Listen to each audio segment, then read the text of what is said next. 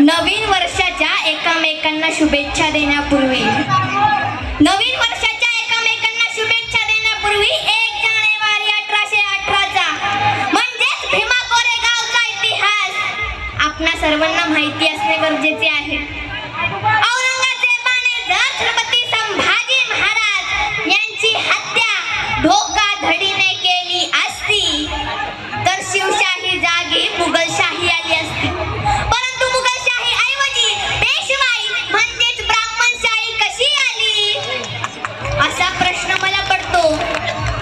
ब्राह्मणशाही कशी आली तर ते छत्रपती संभाजी महाराज यांना मनुस्मृतीनुसार मारण्याचा बदला म्हणून भीमा कोरेगाव नदीच्या किनारी पेशवाईला कापून शौर्याने नवीन वर्षाच्या व भारतीय मूल्यवास यांना माणूस म्हणून जगण्याचा अधिकार देणाऱ्या त्या शूरवीरांना प्रथम माझा सलाम.